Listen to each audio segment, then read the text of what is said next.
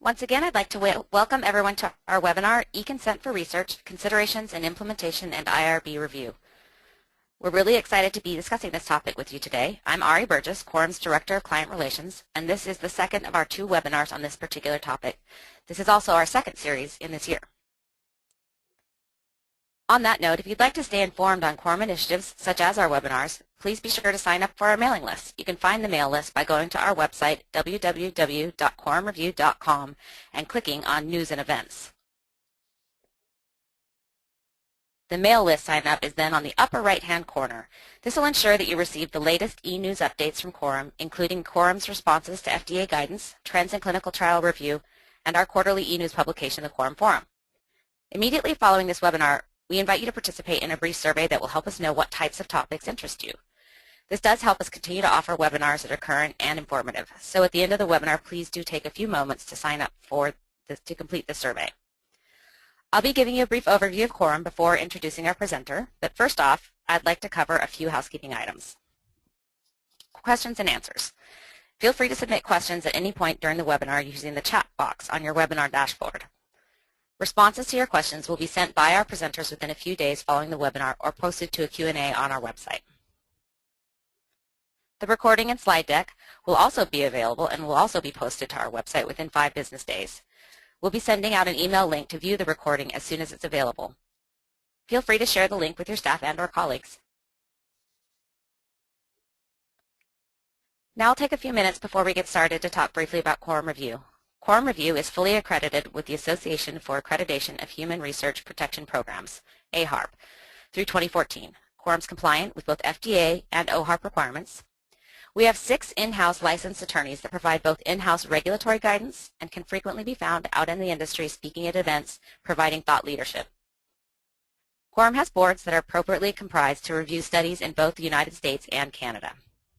Currently, Quorum is one of the largest central IRBs with over 180 employees, and of those that are of equivalent size, we're the only IRB that remains privately held.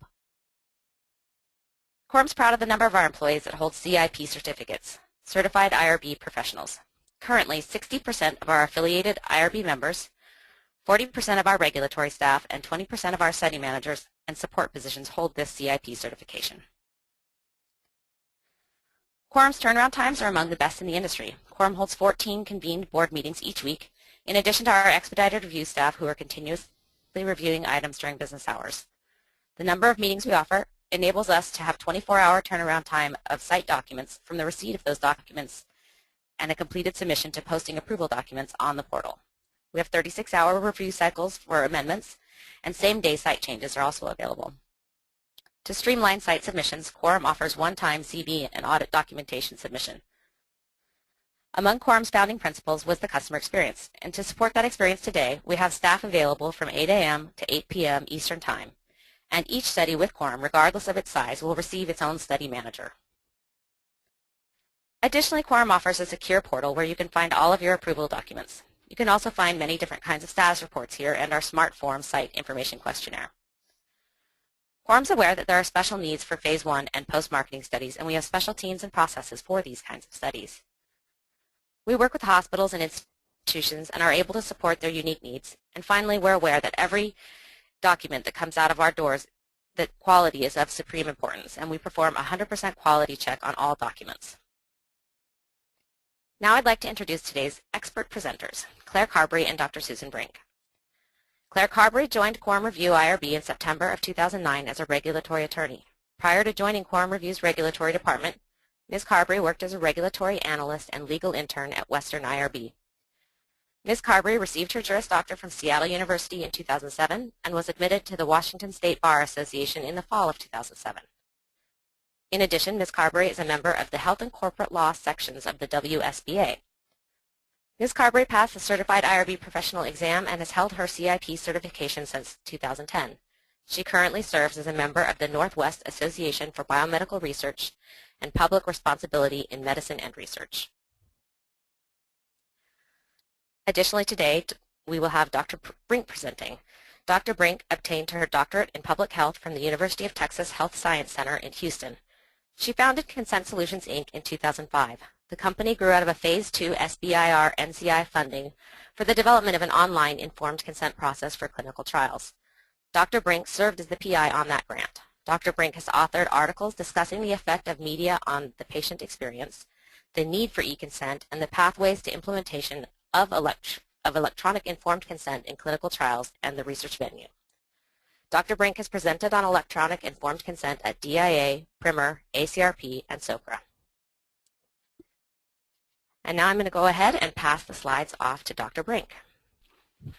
Thank you, Ari. I am pleased to be here this afternoon, or for many of you it's probably still morning, and I'm looking forward to sharing with you some thoughts about implementing eConsent and some lessons learned as we've gone through the experience of working with sponsors and with IRBs in this.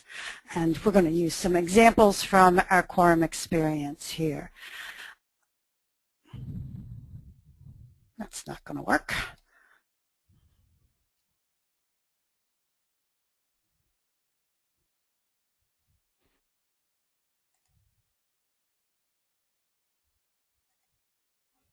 There. First, we're going to talk a little bit about considerations in implementing consent. And I'm not going to talk about this from the experience of going through a vendor audit. I'm really going to go up a level and talk about things that you probably would be thinking about or might want to think about as you go through saying, gee, this has come up, maybe we should be trying it. Certainly the first thing is picking an approach. The approaches vary from having a text document online that somebody can click boxes on, having a video, having animation, to a full system, which is what we offer with Secure Consent, which has a database and some embedded education and site-specific information. Next thing is to think about your sites, and I'm going to talk about this more in a minute, but really the sites are the key to electronic consent, and so you want to make sure that you've got some good support with them. Finally, coordinating closely with the IRB. If you're working with an IRB that has done consent, electronic consent, then you will probably be taking guidance from them. If you have a preferred IRB that has not done this, then you probably are looking at working with your provider, eConsent provider, and the IRB pretty closely here. There's always a consideration of what's most important to your study, and I think we can all agree that the patients are the key. You bring them in the door, you spend a lot of money getting recruitment done, and then you have this big black box called consent, and there can be brochures, there can be a lot of stuff, but when you're looking at an electronic consent, think about, is there a way of addressing literacy issues? Is there a way of addressing multiple language issues? How will the patient indicate they understand the consent? Lots of issues here that you may want to sort of prioritize with your team. I mentioned the sites as being important. We have found that site acceptance can be very, very key, and that once they get involved in this, they really begin to like it and realize what it can do for them. So you need to understand what the system does for your sites, regardless of what kind it is. In Secure Consent, we offer a really robust version tracking system, so they no longer have to think about which version of the consent they should be on. They've always got it in front of them. And that goes for the patients also. There's a very clear indication of which patients need to be reconsented. So let's think about what do your sites need and want, and how can you get that to them. That also implies that there's some regulatory compliance here, and one of the things that is important, especially with a computerized system, is Has the staff been trained? And how do we know, how does the IRB know, how do you know that the site has been trained and that you have some assurance that things are going to go the way you expect them to? We offer a certificate, so that online training with a certificate, so that we know that that is happening. Some other things that you need to be aware of is how people access the system and who can do what within the system. I will talk a little more about that. And finally, and certainly not the least important, are the budgetary considerations. Is it possible to remotely monitor the sites at the beginning of the process when they're consenting people? How can this be done? If it can be done, what do the monitors see? All that type of information.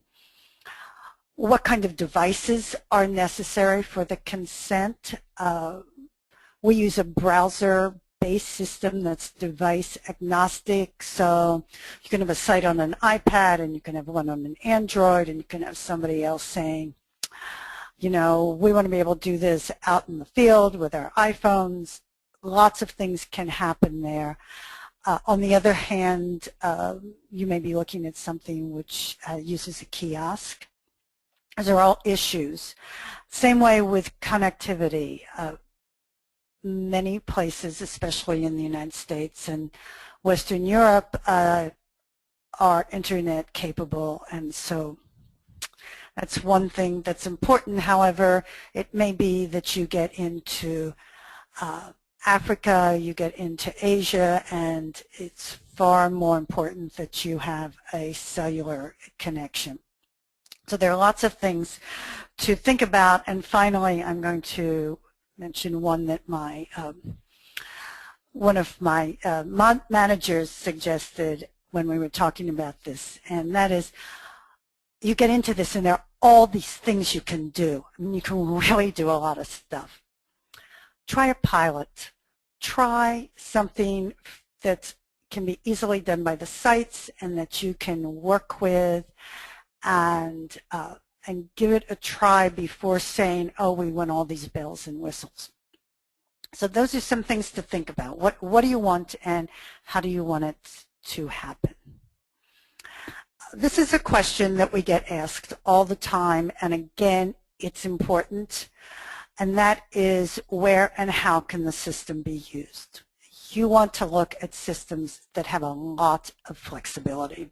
So you want to look at systems that can be used in a multitude of ways. For many of you, I'm sure that includes in a variety of countries, using a variety of languages. And so you get into, where can this be done? What is needed to run the system?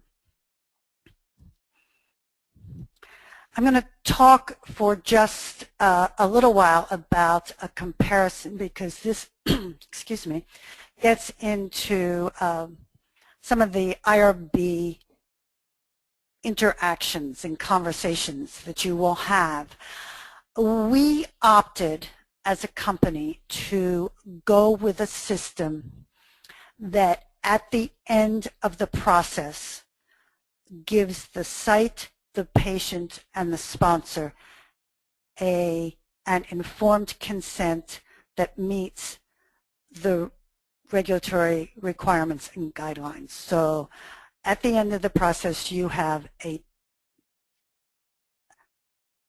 document that is IRB approved language, just like you would have in your paper-based document, that has an acceptable signature and that has had site staff involvement in it. This is what that system looks like. Now, there can be many other systems, but this gives you a place to say, okay, this is one system. Maybe I need to think about what other systems look like. The administrative layer is the top layer in this database. It's a very fine-grained database. And at the administrative layer, we manage documents, languages, trials, sites, and patients. So everything is held there. Nothing is held on the device. All the confidential information is held on a secure server. The trial staff accesses that through a dashboard, and they are permissioned to a specific role. So your site staff may be permissioned to read and write and enter patients and manage patients for their site. That's all they can do, but they can do that. They can see everything about their site's patients. A monitor may be permissioned to look at things at a higher level and across several sites. Someone at the sponsor or CRO level who's looking across what's going on in this trial may be able to look at very high information across all of the study sites. So that's the kind of thing that happens there. For the patients, they see the consent document, they see the embedded education that is provided. They might see calendars, animations, videos, all within the consent document. They are asked to review that with the trial staff, and then they sign it. So when you're thinking about such a system or another system and you're working with an IRB, here are some things that come into play. And almost each one of these has a little story behind it in a review process. The first one is, as you know, when you write a text document, you have pages. Almost every media-based system has sections. It's like a web page or a video. Those are sections. And when you're writing a consent, you need to think about that. With secure consent, we use just-in-time education, which is accessible during the consenting process, and it's embedded through links into the consent. And so all of that needs to be either created or selected, and it needs to have IRB approval. And we found out that it's not only IRB approval of the pieces, it's also approval of where they go in the document. So we had to think about that a little bit. The audio track we use a verbatim track, and we use a recorded voice. We do not use a computer voice. You'll want to have that in several languages, perhaps, and that needs to be taken into account as for both review and for creation. There's also a difference in signatures. A handwritten signature is dated by the signer. We think and we understand from talking to people that often, not too often, perhaps, but it happens, the patient gives the wrong date. You know, you think it's the 19th and it's really the 20th, or you think it's the 21st and it's really the 20th. So then people have to go back and reconsent and change the signature. A digital handwritten signature on a tablet or another device that accepts signatures is acceptable, and it will allow the system to assign the date and time of the signature process. So you know that the date that comes up is indeed the date that the person signed it. That may have other issues if you're dealing in a busy practice and you need to have a couple signatures, but that is one of the constrictions around doing this type of system. Here's some other things that come up and are both pluses and minuses. With a paper consent, you really have a black box. You don't know what the patient does. You know, there may be a little initial at the bottom of the page, but all that tells you is that the patient initialed the bottom of the page. With the electronic consent system, I'm not sure that I don't know about other systems. With our system, we have a timeline by date and time of all actions. So when a staff member signs in and adds a patient, you know who it was who signed in, who they added, the time and the date, and then you know every action that the patient took and how long they spent on a specific page. Version control is another issue that comes up. Version control can be minimal. I'm not thinking here so much of what happens at the IRB level because that is very robust. However, version control when you're dealing with a busy clinical site and you've got people seeing patients coming in now, people seeing a lot of people, somebody can very easily pick up a file folder, grab a consent, and have the wrong consent. A system that makes sure that what the site see is the version that they have been approved by the IRB to see, assures that when they sign a patient in, the patient sees that specific consent version. And then maintaining electronic files or moving electronic files or notifying a data capture system that this person has consented or reconsented are all possibilities that may be considerations you want to think about. So here are just some high-level guidelines. You're moving from a fairly unstructured system, though it probably seems like it has a lot of structure in it, to a structured system where certain things happen in certain ways and certain things cannot happen. It's like any other programmed system. There are things that you can do and there are things you can't do, and there are lots of things you can do and some of them are very expensive to do, so you have to sort of be aware of what's happening. There is a change to the consent writing and approval workflow, and this is where the conversation comes in with the team that's managing the trial and the consent provider perhaps and the IRB. How are we going to get this done? How can we get it done quickly? How can we get it done well? As with any education, the embedded education in the secure consent system takes a bit of time. We want it to be information that's important to the patient to know. It needs to be reviewed, both at the IRB level, perhaps with your compliance people, but that's a little bit of back and forth. And as time goes on, you may find that that becomes less burdensome because of being able to reuse information. And then finally, IRB education and review takes time.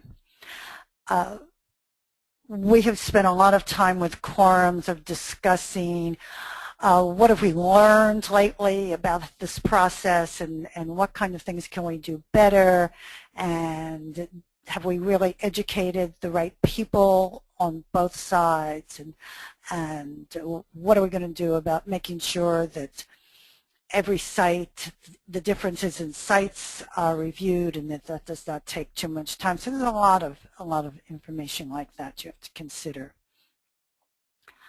So here are some other things. So we've talked a little bit about sites and what you might want to think about what's offering them, but you need to be talking with your team about, okay, so we've got a study, we think this would be a great study. What are the characteristics? Is it a parent-child study? Do we need assent and consent? Who is the population? Where are they located? How many languages? Do they speak a language for which there is no written language? You know, do they, you know, what are all of them sort of bilingual in 2 languages? What are we talking about here? Which devices will they use? Are they going to do this out in a lobby? Are they going to do this in a community setting? where are we going to be consenting people, and what do we want to make sure they know and understand. And like we often say, let's put a calendar in so that the patient really understands what they're committing to, what it looks like over time. Can we do an animation of randomization so people are more sort of aware of what the randomization process is like? And then finally, asking the group that is the system people, what are the constraints? What doesn't the system do? And what does the basic system do, and what do you need for, if we want to do this, is that in the basic system? So here are the things that you might want to think about. And if you'll take those two bars at the bottom right and sort of mentally move them over so they're also in both places, those are probably the two biggest things on this. Who will talk to the IRB? And who do they talk to at the IRB? And whether you've got one with guidelines and has done this before, or you're talking about somebody you want to use who's new, those are very important. I'm going to just briefly go through a couple slides of secure consent so you can picture what this looks like. The top graphic here is what the dashboard looks like.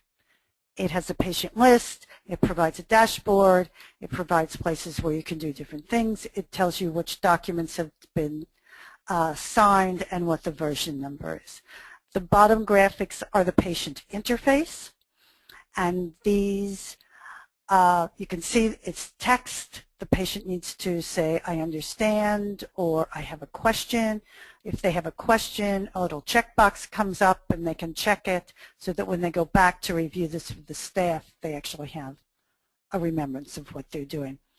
The other is the signature page, and that tells the patient in the language that has been approved, that is your language. It gives the consent information and then says sign, put your name, type your name, and it gives the date, and it can give the time, though we have that suppressed at the moment. And you can do this for a number of people, so if it's a child doing assent or an adolescent, you would obviously have a parental one also. And then this is a monitoring, a set of slides that show you what it would be like to see things if you were monitoring. The top one is an audit log, so it gives everything that has happened on that site, in that trial, with with a specific patient or over time. There's a monitor view, which gives certain information about the patients, but not everything. There's an individual timeline, so you can see everything a patient did, and then there's a list of patients that you can also see. And these are all set at the CRO or sponsor level. These are individual things that have to be decided as you're going through. And then finally, before I turn this over to Claire, I would like to say here are just some other questions that you might want to ask an eConsent provider. Support and training is very important. Of course, compliance you're going to be talking about anyway on any kind of a validation or audit. System access I've talked about a lot. Backup process, what's going to happen when the study ends? You know, what if the study ends and 2 years later the FDA wants to see the database? How do we get back to it? You know, do you keep it? Do we keep it? Do we both keep it? Things like that. So I think it is now time for Claire. Yes. Great. Thank you so much, Dr. Brink. It was really great to have your insights and set the stage. I am going to continue the discussion and focus on the IRB review of eConsent, and I'll probably be echoing a lot of the points that Dr. Brink made during her presentation. Before we get started, I just wanted to say that this electronic consent, we've been looking at these for now maybe almost a year and a half, 2 years, and when we first saw them, I think one of the first products I saw was Secure Consent from Consent Solutions. It was really exciting for me. It was one of the more exciting things I've seen in my time working at IRBs.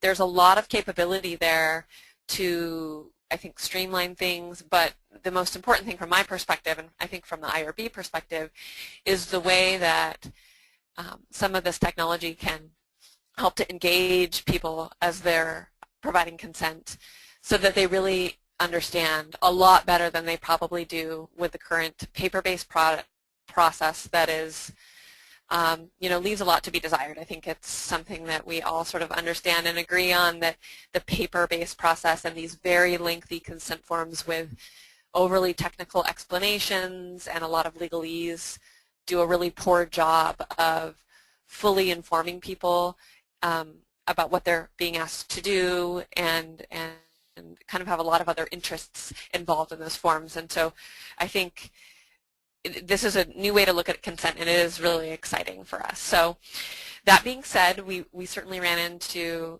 some things that we had to think through, and we had to kind of take a step back and look at, well, what are our obligations as an IRB? What do we need to be keeping in mind as we're looking at this new way of consenting people? So that's what I'm hoping to give some insights about today, and I'm hoping this will be helpful both for people who work at an IRB and sit on an IRB, but also folks that need to submit to an IRB to kind of have an understanding of what the IRB really needs to do when they're looking at research and consent process. So getting started here, try to advance my slides, there we go. So the first thing I wanted to talk about is this issue of documentation of consent, and that's one of the first questions that I've gotten when I've been out talking about electronic consent is, well, what do you do, how do you get a signature, how does that work, and what do you need to be compliant? Most research that you're working with requires consent. I've got the citation there. There's a regulatory requirement that IRB actually require documentation of consent. There are some exceptions, but I'm not going to get into that today. For our purposes, wanted to talk about those clinical trials where you're required to get a signature from an individual when they're consenting to the research. So when we're looking at electronic signature, another regulatory requirement that comes into play is 21 CFR Part 11. It's often just called Part 11. And it's a regulation and another FDA regulation that applies to an electronic record that is required to be maintained, transmitted, retrieved under FDA regulations. In the previous slide, I indicated that the IRB has to require the signature, and the signature is required in most cases. And because that's something that's required under FDA regulations, Part 11 is invoked and is something that needs to be considered. So Part 11, one of the things that it does is it actually establishes the criteria for acceptance by FDA of an electronic record, and that includes an electronic signature, and it establishes the way in which an electronic signature can be the equivalent to a handwritten signature that's executed on paper. And so it guides you as to what needs to be in place for that to be an acceptable way to sign things.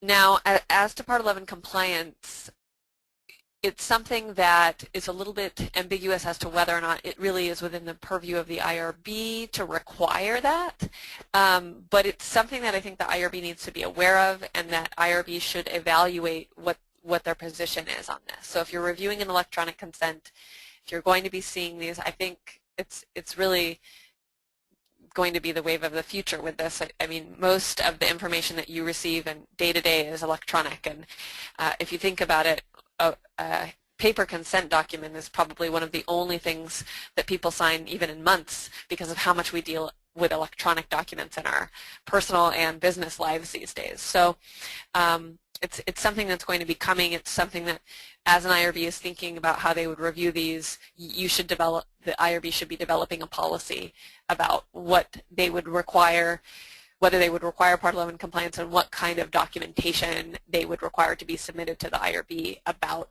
Part 11 compliance.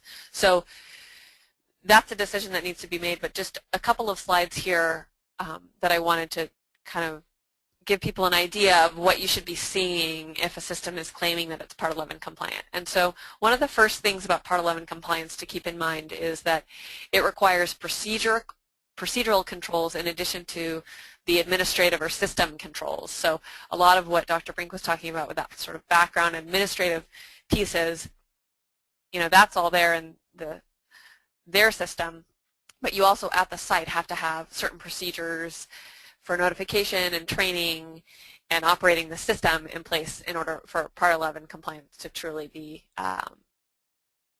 there. So some other pieces just to kind of be aware of when you are looking at a system. In order to be Part 11 compliant, an electronic signature needs to be unique to an individual, and it can't be reused or reassigned to anybody else. The organization that is assigning the electronic signature or giving that has to verify the identity of the individual, and that may entail more than what you normally would do to verify the identity when you're consenting subjects. And also a certification needs to be provided to FDA that that's actually the intent of this electronic signature, that it be the legally binding equivalent of a handwritten signature if no handwritten signature is obtained. A few other pieces on Part 11 compliance before we move on. There's some required controls for ID codes and passwords here, and these are probably things that you've seen before if you work in an office setting. It's pretty standard, sort of reasonable password and ID code protections, but you need to have a unique ID code and password for each individual user. There has to be periodic checking of the codes and passwords to cover aging. There have to be loss management procedures and some safeguards in place to prevent unauthorized uses of passwords, and also testing of the devices that are generating the ID code and password information. So that all needs to be there for Part 11 compliance. Okay, so I'm moving on now to the issue of privacy and confidentiality of data. And again, this is a place where we wanted to look to what is the obligation of the IRB with respect to privacy and confidentiality. And so both the Department of Health and Human Services regulations, OHARP regulations, and the FDA regulations require the IRB to make a determination when they're reviewing research that the privacy of subjects is protected and that the confidentiality of data is maintained, and that there's adequate provisions in place to do both of those things.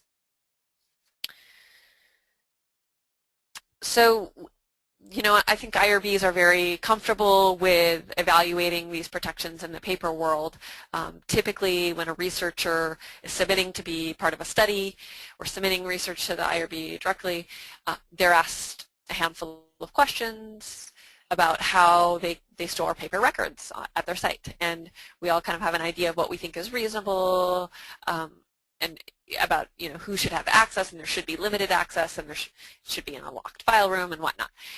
But when it comes to an electronic consent system, there are a few more things that may need to be asked. And these might be questions that some IRBs out there are already asking, because it's, you know, outside of the consent process, there's a lot of electronic data that's being collected and managed as part of trials, but this bringing the electronic consent into the picture, I think, really brings these security questions kind of squarely within the purview of the IRB. Consent form is something that is really, you know, one of the main things that the IRB reviews, and so knowing more about how the system works and what the protections are that are in place is something that I would say an IRB should be seeking information about that. And one of the things that we have done here at Quorum to make sure that we're we're asking the right questions and that our board can actually decipher the responses when the questions are asked is worked pretty closely with our IT group, and some members of our IT group have been involved in our work group as we put together operating procedures about how to review electronic consent, and they helped us to think through what are the kinds of questions that we need to ask so that we can really wrap our head around how the technology is being used, what types of securities are in place. Another thing that we've done as part of our process that we developed for our board and for our staff in processing the review of an electronic consent is giving the board access to the IT group if they need it, or a representative from the IT group if they want to ask them some questions about whether a particular thing is reasonable or not given the technology that's out there. Some of this stuff can be really highly technical, and we want our board members to be able to really know that that privacy and confidentiality are protected adequately, because that's something that they're required to know and determine. So this is similar to if a board, you didn't have within your board membership an individual with expertise in a certain therapeutic area that you didn't typically review, and you'd bring a consultant in to advise the board about whether what they're planning to do is reasonable. That's sort of a similar kind of concept that we've built into our process, and that's available if the board has questions. I think this is something that is really important to be cognizant of, especially given the increasing number of data breaches that are coming to light. More recently, I was looking up earlier this week in preparation for this presentation what the most recent data is about related to medical records breaches, and this is something that has to be publicly published under the HITECH Act. And over the last 3 years, it's shocking to see, and this is actually from 2012, the data that I found, over 21 million medical records have been exposed in just the last 3 years previous to 2012. So it's a real issue. It's something that is actually probably likely. If you're thinking about doing electronic consent on a tablet-based system, the figures that I found said that over 50% of the breaches were due to theft of computers or portable devices. So it's really important to know about how information is going to be stored and how secure it is. It's not sort of a hypothetical at this point. We know it happens. So I've listed here some of the questions that we've come up with as an IRB that we might be asking, or we might want to know about when we're being asked to review a particular electronic consent system. So we want to know if it's Part 11 compliant. If not, why not? What other kinds of features do you have in place to protect the system? A little bit of information about the hardware and platform that's going to be used. That gives us more information about the consent process, which I will also talk about in some later slides. How the technology works. Is it a web-based or an app-based process? If web-based, what type of encryption? If there's any sort of interface with an existing electronic health record at the site, how individuals get access, both users from the site, so the staff and the PI, and then also the individual subjects, and what is their access? Will they, what would they potentially see? And then one of the things that I will also talk about is this issue of location and tracking features that has been something that we have actually seen. Okay, so moving on to yet another requirement that we had to work through to think about how we would meet it is the issue of IRB documentation of review and approval. And so there's two things that we had to consider with respect to this. An IRB is required to prepare and maintain adequate documentation of all of its activities, and that includes copies of sample consent documents. The IRB is also required to notify investigators, researchers, in writing of their decision to approve proposed research activities. So, and that entails communication about the consent form. That's part of the research activity. So the first thing that we had to tackle was documenting what we've approved. And so depending on what is involved with the electronic consent, and if it has some of these features that I think are really interesting in how they could improve the consent process, it does also complicate on the IRB side and the record storage side, at least initially, thinking through how you're going to have an accurate record of what was reviewed by the IRB. And one of the things that has come up as a question in the past is whether or not the IRB actually has to see the entire presentation that would be submitted to subjects. And I don't think that there's a way around doing that, so certainly my response to that question would be yes. And because they're seeing this full consent presentation that might have animation or video or audio or pop-ups when you're selecting certain words and you'd like to know the definition, images, it can be kind of complicated to think through how to have an accurate record. So one, I've just listed a couple things here on this slide that we've used with different products to help us maintain that record. So we've used screenshots, video files, audio files stored. So it may be that you have to store it in a couple of different ways to really have an accurate picture of what was reviewed. So that's something that needs to be thought through. And then the second piece is documenting to sponsors and investigators what has been approved. In the paper world, it's pretty straightforward. We would usually just stamp that paper copy of the form and send it out. Here's the version that you use, and it's got a little version and data in the footer, and off you go. And in the electronic world, the first question is, well, what do you stamp? How do you really communicate that this is what we approved? And so some options, you can potentially stamp a screenshot, but I think the other piece of this is you have to be very clear in the approval letter and the documentation that goes out about what version and date of the electronic consent has been approved, and make sure that you're sort of speaking the same language, because it may be that the vendor or the sponsor that developed the electronic consent has some system of versioning and dating, and the IRB has their own.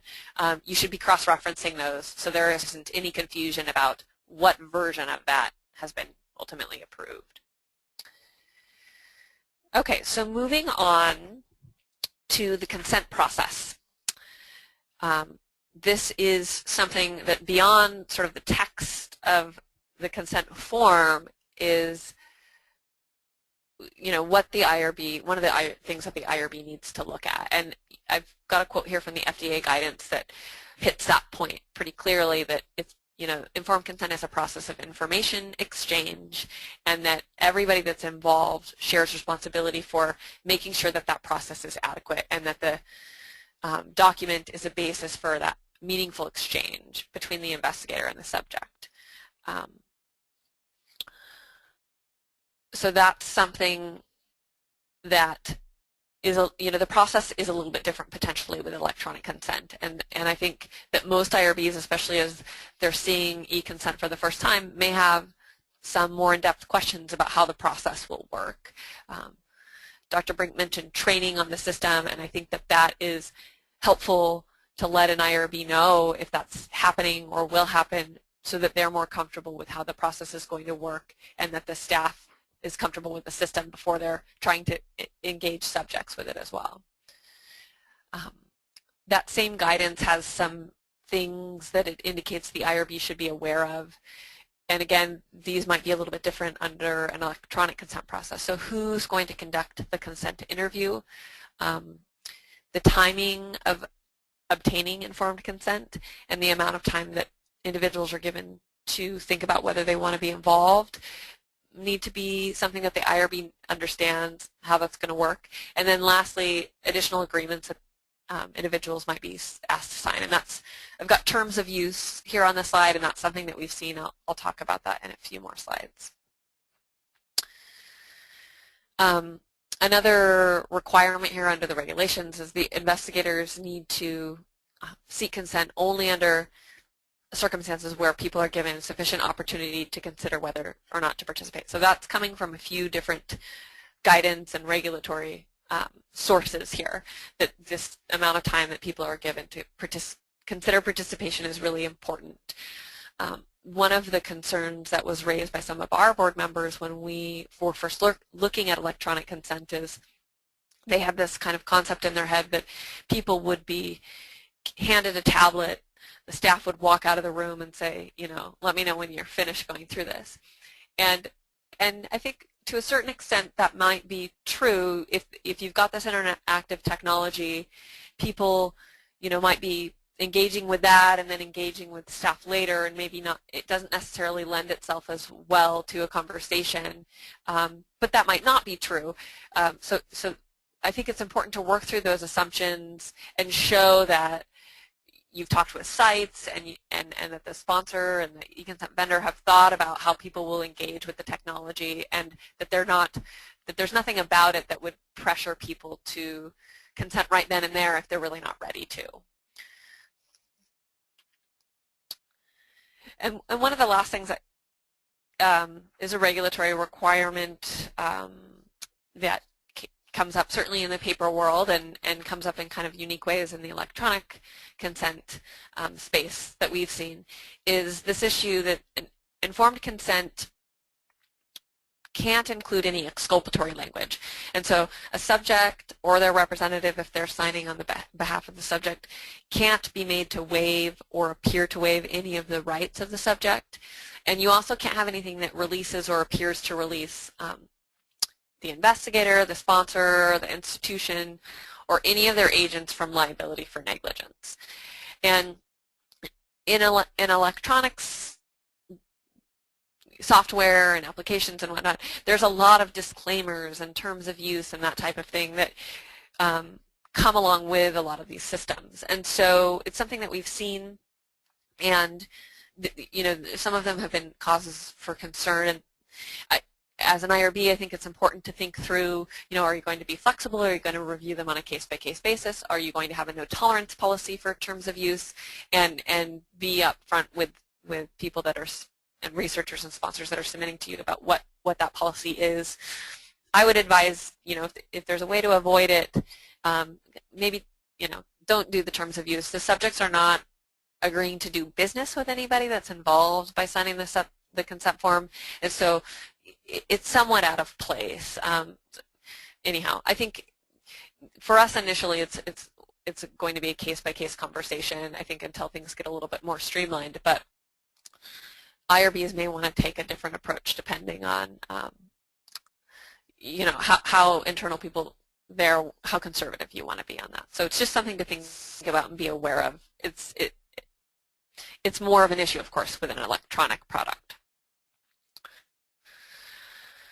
So a couple of other, this is just a practical thing to think about that is, again, one of the really frequent questions. So I think people are very concerned about, well, you know, practically, how does the signature work? And then this is another piece that a lot of people ask about, and how do you get a copy of the consent form to people?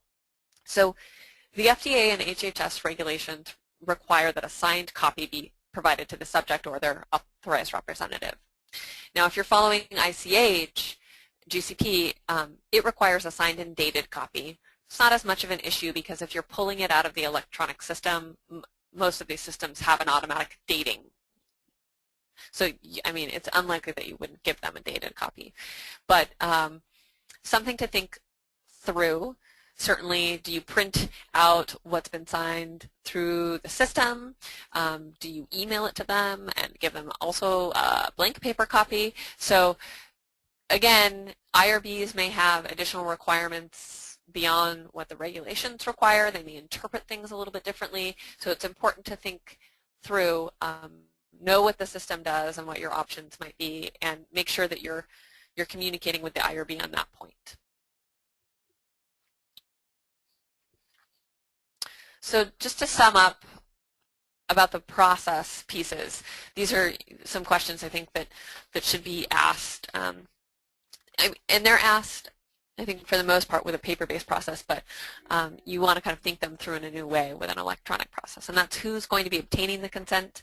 As Dr. Brink mentioned, you might, with an electronic consent, you have a little bit more flexibility potentially. You could be obtaining consent in a home, and in other locations. People might be reading the consent on their own device potentially. So it could be a lot different than the limitations that I think are in place with a paper-based process. How's the PI involved, especially when you're obtaining consent remotely? That can be kind of complicated. And so the IRB would want to know what kind of oversight the PI has. Where is the consenting going to take place? Again, that goes kind of all three of those questions go together. Whether subjects are asked to sign a terms of use or any other type of agreement as they're logging into the system or before they can get access to the consent form is an important question. And then this last question of how copies will be provided. And then the last several slides were about the initial consent process. And I think we're all aware that consent really needs to be an ongoing process, and there's especially this requirement to provide new information to subjects. FDA, HHS, and ICH all require that individuals be provided with new information if it could affect their willingness to continue participating. And so, that happens in the context of an amendment. It happens in the context of new risk information. I think it's important to keep in mind and maybe even think through before you're even evaluating the electronic consent initially how you would approach updates. It's a good idea for the IRB and the eConsent, people working with the eConsent, to have an idea of what expectations are on both sides for, excuse me, how things will be, what the timeline is and how things might need to be processed. I think the IRB's prerogative ultimately will be to get that information to subjects as quickly as possible. And it may be that the electronic process can get it to them more quickly, or it may be that if it's a really drastic change, it's going to take longer than disseminating something in paper. So you're not necessarily wedded to an electronic process just because you started that way. In the end, getting the information to individuals is kind of trumps that. So be open to that, but think through when you might want to require one or the other, or what you would require. So I think to sum up, I'll just say that there will be a learning curve when you're first submitting an electronic consent to an IRB. The IRB is going to have a learning curve, and working with an IRB, anybody working with an IRB will as well. Think about proposing a meeting with staff and maybe even some of the board members that are leaders or chairs of the board prior to reviewing and discussing how things are going to be submitted, what the review process will look like. It's going to probably be different than just a paper-based process, especially if there's additional pieces like audio and whatnot. And get information about that review timeline. And then lastly, refer to Quorum's list of eConsent questions. This is something that we've developed for both IRBs to look through and see, how do we think through these issues, and also folks that want to work with an IRB before you start that work on an electronic consent review, asking the IRB to answer some of those questions. And then I'll just open it up to Susan if you wanted to add anything. I know. Please feel free to chime in. Thank you, Claire. No, I have nothing. That was a wonderful review of things that happened and questions we all asked each other. Thank you very much. Great. Thank you so much. Well, thank you so much for attending today. We really appreciate you joining us, and hope that some of the lessons that we've learned along the way and some of the questions we've realized need to be asked ahead of time will help you as you're kind of delving into this new territory. And I'm going to let Ari take over and wrap up. So I wanted to thank Claire and Susan for preparing and presenting the information. It's a very current topic, and one that I'm sure everyone found interesting. We'd like to let our viewers know that if you have additional questions, there will be an opportunity to submit these questions at the survey at the end of the webinar. So once we conclude and we close the webinar down, don't shut your browser down. A survey will pop up, and you'll have an opportunity to enter extra questions at that point. Alternatively, you can email the questions to clientrelations@quorumreview.com. We will be doing our best to follow up on these questions individually, or we'll be answering them in the Q&A that we'll post depending on what types of questions we get and how many of them there are.